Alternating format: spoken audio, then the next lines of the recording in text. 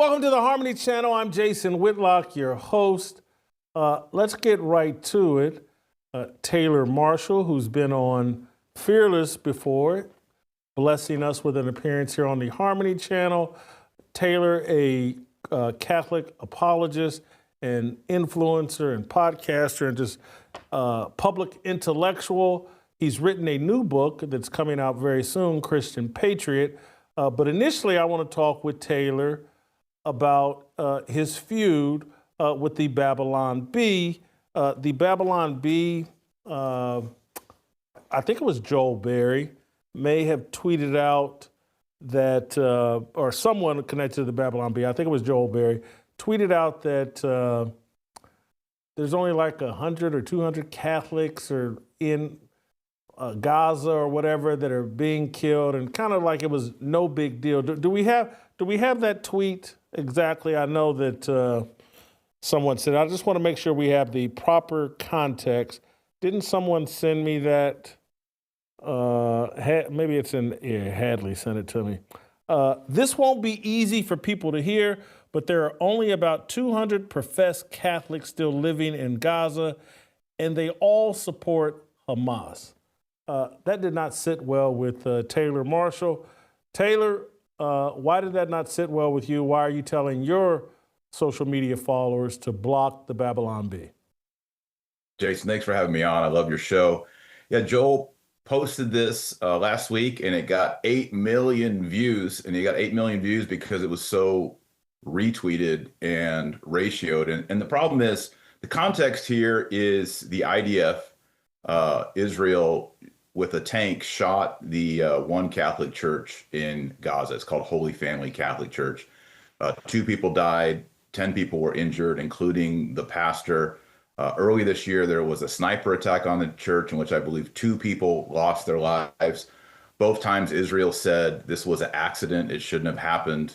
And they've also attacked the Eastern Orthodox Church there and also a church in Lebanon. And so Christians, Catholic, Eastern Orthodox, Protestants are wondering, why did these accidents keep happening where now dozens of Christians have been killed by accidental misfires?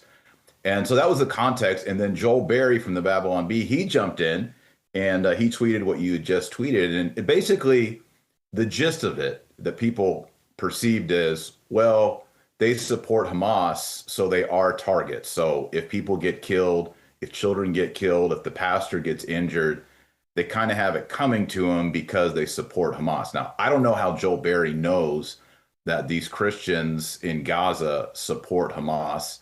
And again, these are religious sites. These are churches. So they're places of sanctuary. Holy Family Catholic Church has been a place for hundreds of people who are seeking refuge there because their homes have been destroyed, their neighborhoods are destroyed, they don't have water, they don't have food. And so they're hiding out in that church just to stay alive.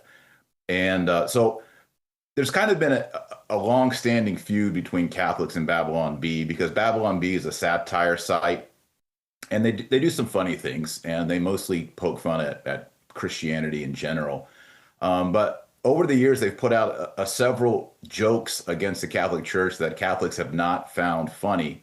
And then there's this tweet against Catholics by Joel Berry. And so that's what set off the fireworks. And I'm one of them. There's probably thousands others who said, we're not going to support the Babylon Bee. Like, this is not like a joke.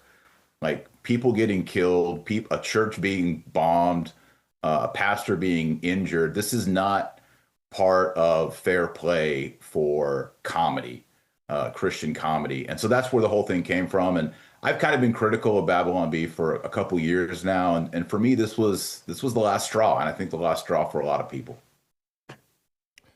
So, and this is not a loaded question. I don't know the answer to this. I see the Babylon Bee. I see what's over social media. But you kind of indicate, and again, I'm telling you, the audience, to just keep it around. I don't know the answer to this. Do they mock other religions? Is Islam, Muslims, the Jewish faith? Does the Babylon Bee treat all religions equally in terms of what they'll target and what they'll mock, in your opinion? I can't speak to that universally because I haven't looked at every single Babylon Bee. They put out multiple a day and they have books. But I think from my perception is, I don't see them mocking uh, Islam, Judaism, to the extent that they mock Catholicism. For example, in one of their books, they kind of say they state Catholicism is just one rung against Mormonism, which is not even a Trinitarian form of Christianity. So I think it plays into the American Protestant evangelical prejudice that Catholics are not real Christians. And all of this sort of feeds into the debate that a lot of people were exposed to when Tucker Carlson interviewed Ted Cruz. And Ted Cruz, who comes from an evangelical American background, said, well, yeah, I mean, we have to bless Israel. We have to send them weapons. We have to send them missiles because the Bible says so. And Tucker Carlson kind of pushed back on that. And he's like, wait, the book of Genesis, when it says, if you bless the children of Abraham, you'll be blessed, that's referring to Benjamin Netanyahu's current government. And Ted Cruz is like, yeah. And Tucker Carlson just starts laughing. And this shows that politics and war and news, all of this does have a religious dimension. Ultimately, we are theological. I mean, if you believe that God created man and woman in his image, and you believe that the whole universe was created through Jesus Christ, and that it's a logos, it's a Christocentric worldview. The way you understand the Bible, the way you understand the Old Testament, the New Testament, we saw that interview with Ted Cruz, that affects your politics, and that affects what you're willing to make fun of. And I think Joel Berry kind of stepped in it because he's entering into a theological discussion online about war, politics, taxes, migration. All of these things are connected with that. And when you exclude, or you say, well, these women or these children or this church deserved it because they're somehow not fully Christian, or wherever you want to go with that, that raises a lot of questions for people.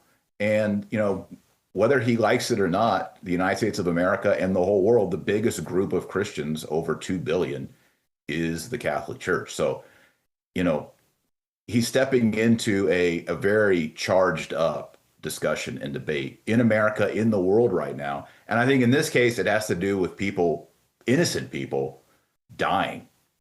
Like, real people are dead. And that's not a joke, right? You can't make Babylon Bee humor over people dying, and in the context of an Israel-Gaza war. Taylor, I want to move the conversation a little bit away from the Babylon Bee, but feel free to answer however you want. I'm not trying to avoid that discussion. If there's more fruit on that or meat on that bone, we can go there. But I do want to have a broader, more philosophical discussion. And obviously, I'm a Christian, I'm a Protestant. So this is what I'm about to say isn't a criticism, but it's more a reality about religious faith. There will be the secular crowd that will say, war is justified through religion. Without religion, we'd have less war. And I would argue they're probably right, because there's certain things that the Bible teaches and Christ's life teaches us. There are certain things worth dying for. We're like, hey, man, you're not going to make me disavow Jesus Christ. You're not going to make me disavow you're not going to have me violate the principles and the beliefs and values that I have from my Christian faith, or whatever your religious faith is.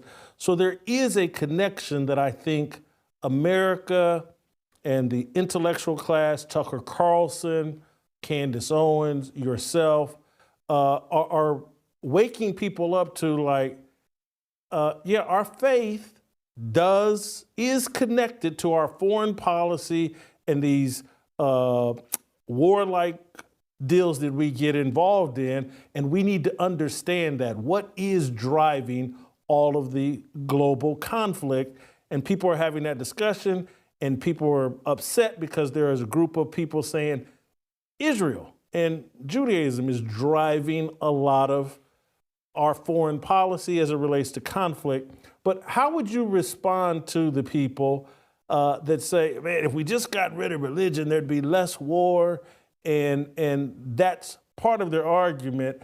And I'm like, I'd rather stand on my obedience to Christ and have to deal with the consequences of occasional wars, and then sacrifice that and just become a passive person that we co-sign and sign off on everything. I've said a lot. I hope you understand the question, because I haven't asked a great question, but I just, to speak to the secular crowd that thinks if we just got rid of religion, we'd get rid of war. And we'd also, in my view, be invited in a lot of oppression, a lot less free speech, and we'd have to disavow our religious beliefs. But your reaction? So first off, if you look at the history of war and you tally the number of deaths, secularism, atheism, non-religious war persecution is much greater in atheistic cultures. Look at Russia. Look at Pol Pot, look at Vietnam, look at Chairman Mao in China. All of these, look at Cuba. All of these cultures are Marxist, and Marx says that religion is evil. Religion must be rooted out. The most violent regimes and the regimes with the most restrictions on freedoms, with speech, religion, press, they have always been the atheist regimes. So it kind of blows up in their face. When you look at the history of mankind, it's actually the Christian cultures that are the most peaceful and the most tolerant. Now, we have our exceptions. We can go through all those. But when you actually look at the numbers and you look at the death tolls and you look at the restrictions of freedoms, it's actually atheism that is the worst. And then secondly, when you just say, well, religion, the problem with that is, Jason, you're a Christian, I'm a Christian. We don't believe that all religions are equal. I don't believe that I am a co-religionist with a Muslim, right? And so if you say, well, look at all of these wars fought under the name of religion, and you say, well, okay, well, let's break some of these down, and you look at Islam, you're like, well, yeah, Islam is a more militaristic, violent religion. Muhammad was a warrior. Jesus Christ was not. Jesus Christ died on the cross and rose on the third day. All right. Muhammad was a warrior. His descendants and his followers are warriors. They're chieftains. So again, if we just look numbers to numbers, atheism, non-belief in God is always the worst. And then if we say, well, religion caused all this, well, let's break it down by religion and then look at the numbers. And so I think if you do all of that, you're going to see Christianity wins out every single time. Have we made mistakes? Have there been great evils that have been perpetrated through or under the banner of Christianity? Yes, we all know that. But when you really look at what kind of world do you want to live in, you want to live in a Christian world. That's the best worldview. That's where you have the best freedoms for man, women, children. That is the best. And you mentioned in the opening, I have a new book coming out, Christian Patriot, 12 Ways to Create One Nation Under God. This is, in a way, a manifesto or a handbook. The first half is the history of how Christians have interfaced with politics, the culture. And then the second half is 12 steps for every single person. How can you create a more Christ-like culture, a more Christ-like nation? And what's happened since the 1950s is Christians, in a way, because of World War II, I believe, that's what I say in the book, we sort of retreated from having firm convictions in the public, because that generation said, if we have too much conviction, we might get back to Nazism. We might get fascism. It could get dangerous for the world. So let's sort of closet our beliefs, our convictions. And what happened from the World War II into the 50s and in the 60s is that created a vacuum in Western culture. Christianity was no longer the predominant worldview of people. And that vacuum was filled by a secular humanist religion. They say they're not a religion, right? They say we're not a real religion, but they have their own parades. They have their own feast days. They can excommunicate you, which is what they call being canceled. They have their own saints. They have their own clergy. and they can get you fired. They can take over the government. They can take over the school board. They can impose all of their doctrine. They say it's not doctrine, but it is dogma. And if you don't go along with it, you will be persecuted in a very real way. And now in 2025, we feel that. And so it's really time for believers, followers of Jesus Christ, to say, you know what? I don't want degeneracy in my culture. I don't want to lose my job because of my beliefs. And the only answer to that is personal conversion, but also realizing that being a Christian has a political element to it. Not that we want to coerce people, but we do want to impose our beliefs, our culture on the general society. So if I said to you, Jason, well, Israel should have Jewish customs and Jewish laws, people would nod their head, yeah, Jewish country. And I said, Muslim countries should have Muslim culture and norms and laws. But yeah, Christian nations should have Christian norms and Christian. No, that's fascist. You can't have Christian culture. Well, why does India get to have Hindu culture and norms and laws, and Muslim countries and Israel, and then Christians are the one group who can't have a Christian culture? We're always have to retreat and let the secular humanists take control of our schools, our governments, our courts, our politicians. And it's time for Christians to say, no, there's no more neutrality. There's no more rational vacuum in the public square. We Christians, and this goes back to our founding and our pre-founding into European civilization, Christendom, we will be Christian in public. And I think kind of as MAGA weakens and, as Trump finishes his term and conservatives look into the future, what are we conserving and what are we going to rally around? I think we're at a moment now where people are going to start saying, you know what, Christendom, Christianity, the Beatitudes, the Ten Commandments, the message of Jesus Christ is wonderful. Like, we don't have to make that great again because it's always been great. We sort of abandoned that. We retreated from that. And if we can recapture that, we can live in a beautiful society, a wholesome society where family is honored, marriage is honored, and there's decency. No more degeneracy.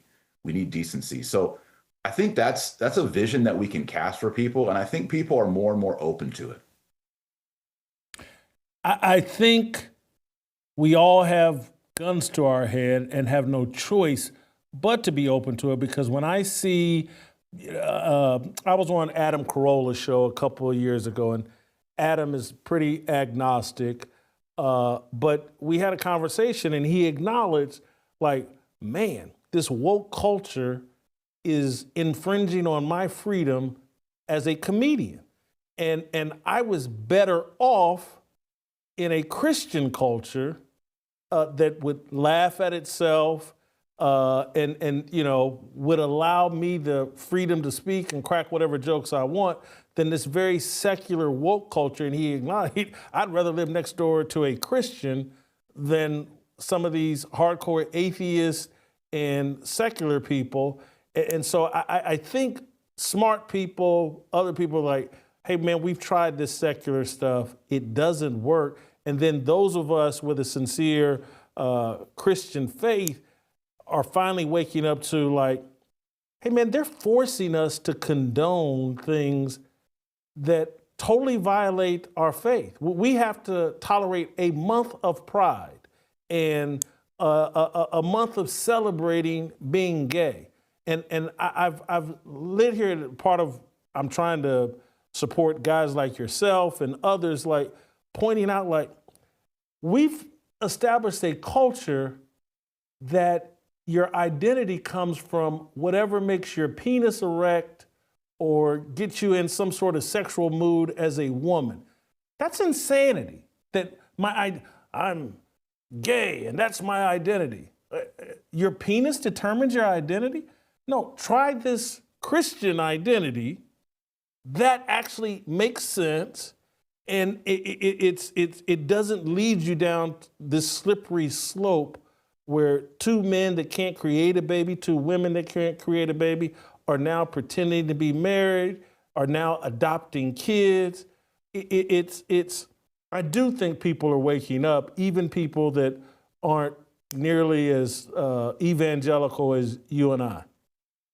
or Yeah, you I and me. agree. I mean, if you go back to early Christians, you go to the Bible, even if you go to like pre-Christian Greeks like Socrates, Plato, Aristotle, and John Adams, the founder, they all agree that the basis of a nation is families. A nation is a collection of families. You have 2,000 families, you put them together, they begin to govern themselves. That is a nation. All right. And so, if that is the definition of a nation, and we must define ourselves as a collection of families, suddenly, if you redefine marriage, which is what generates a family, and you redefine marriage, and you redefine male, and you redefine female, there is no more glue. There is no more concrete to keep that society together because at the very root, you have denied what is the building block of family. This is a deeply Catholic principle. Pope Leo XIII, who died in the 1800s, he wrote a whole encyclical defending this concept. And fortunately, the new Pope, Pope Leo XIV, has already cited that document as encouraging it. We must get back to the understanding that society and nations are the building block, the Lego to build a nation is the family. And since we have retreated since the 1950s, that secular new humanist religion has gone to work and they've redefined what is sex, what is male, what is female, what is marriage. And by doing that, they have been able to completely redefine the entire nation, the entire culture. And so we got to really get back to the book of Genesis. Adam and Eve, a family. Marriage is not something that is defined by parliament or by judges. Marriage was created by God. God is the only one who gets to define marriage. And Jesus talks about marriage. And we need to go back and see what Jesus said. And there's nothing wrong with us saying, what is marriage? Well, Jesus said this. When God instituted humanity, this is how he set it up. And they'll laugh at us and say, oh, you're reading myths and legends. No, if they're going to cite Freud and Marx and all these, Shea and all these people, we can quote God and say, this is what a family is. What else do we have, Jason? What else do we have? If we do not insist and go back to the building block of society as defined by God, we lose everything. Let me just repeat that. If we do not define marriage and family as the way God defined it, and it being elevated as a sacrament by Jesus Christ at the wedding of Cana, if we lose that, we lose the entire nation. There is no coming back. We must define things the way God defined things. That is reality. And so, we can talk about all these different policies and we can go to these conventions and all these Republican things, but if we slip on that, we lose everything because once they redefine that, they redefine all of reality. It's completely over.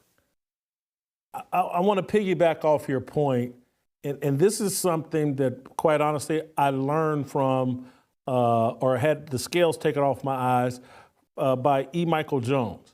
And he helped me to understand that this identity that, black people have taken on, that I'm black, I'm trying to be as black as I can be, I'm unapologetically black, or white guys that take on white pride as their identity, and I've already talked about your sexuality, blah, blah, blah.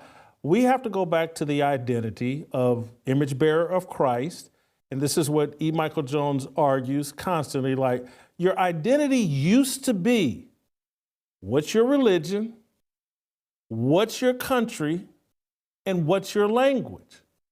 And so if I'm a Christian and I was born here in America and I speak English, that's my identity. And those are the people that I'm trying to work with to build a society that supports my religious faith and values, my country, and people I can easily communicate with through language that makes all that.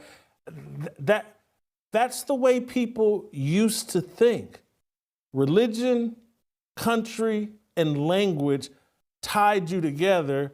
And now we no, I'm tied together with this person because his skin color is my shade. I'm tied together with this person because this is what gets us aroused sexually.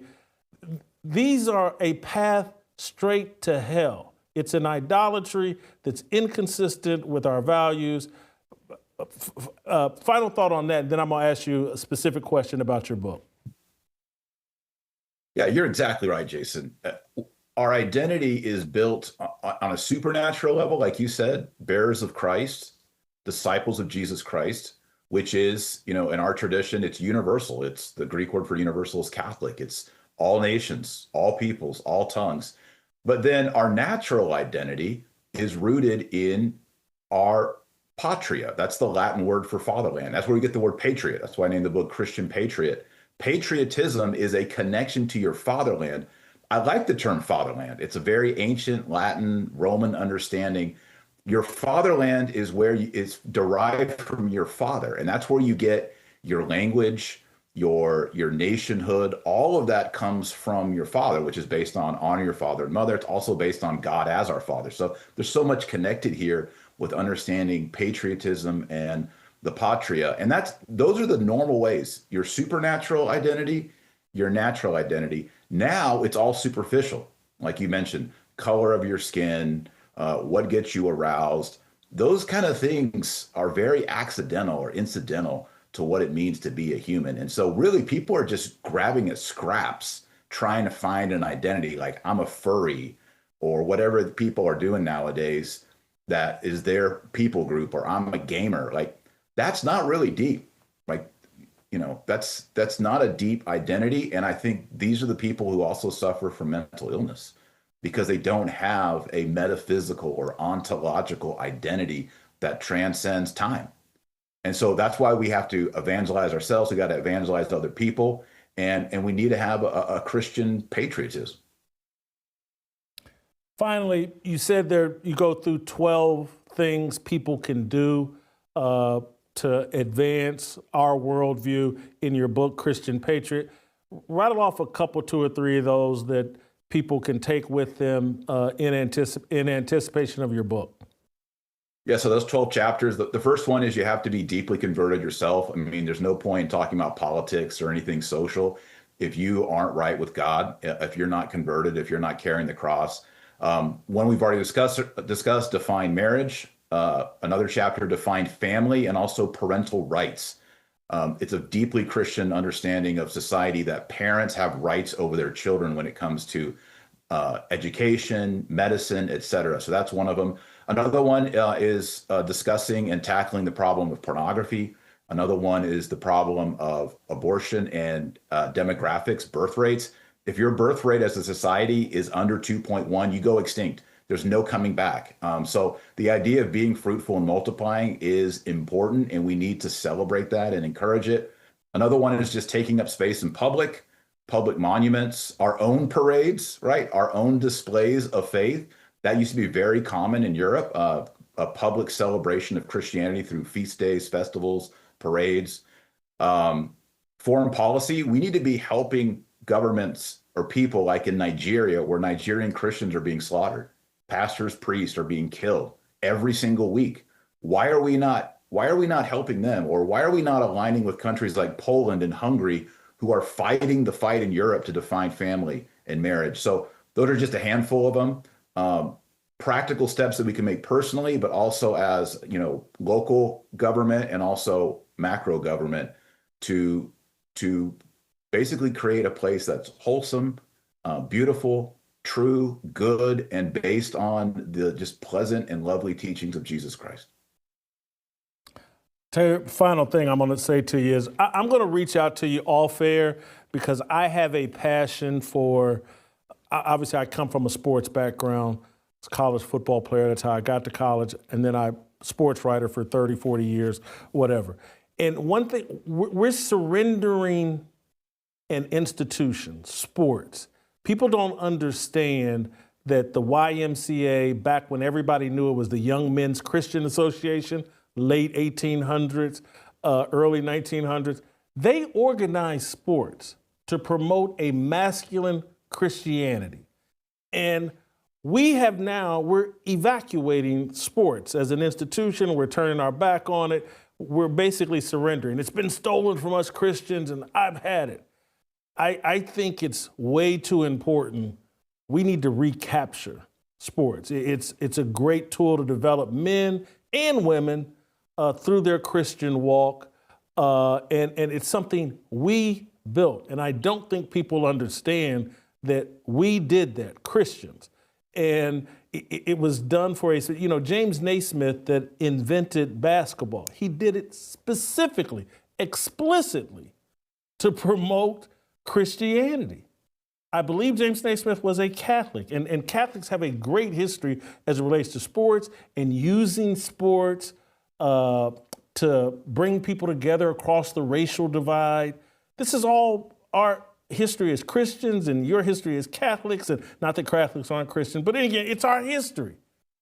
And we're surrendering this powerful institution, this incredible cultural force, sports, to the secular atheist crowd, the people that, don't like Jesus Christ, and we should not do that. I agree. Way the too foreword to this book is written by Harrison Butker, who's the very vocal, three-time champion of the Kansas City Chiefs, the kicker. He wrote an excellent foreword to the book, and I think he also demonstrates, this very Christian Catholic outlook that's based on the family and traditional family values and marriage. He got in a lot of trouble for his speech last year at the Benedictine College. People just jumped on him. And so I asked him if he'd write the foreword to this book, because I think, like you said, he represents this tradition, a wholesome tradition of sports and faith and masculinity and fatherhood. So I was very honored that he wrote the foreword to the book.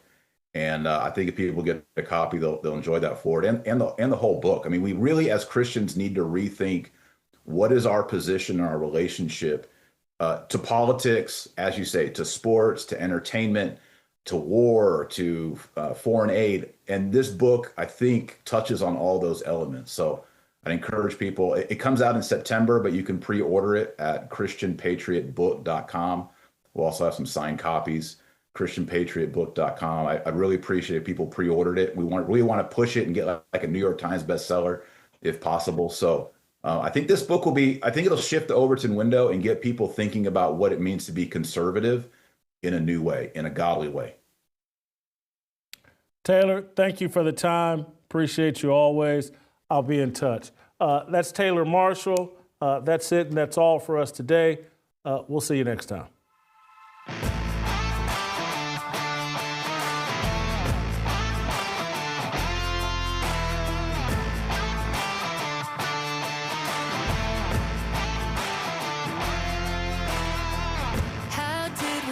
Up so divided, stop fighting and stand tall. We used to be a nation, one united. Now we're headed for downfall. God, let your light shine down. What we need more than anything now, harmony. Let's make a simple vow. Let's come together now. Harmony. Put all your weapons down. Love one another now. Time for us to wake up. Choose love, my sister, my brother. See through the lies they tell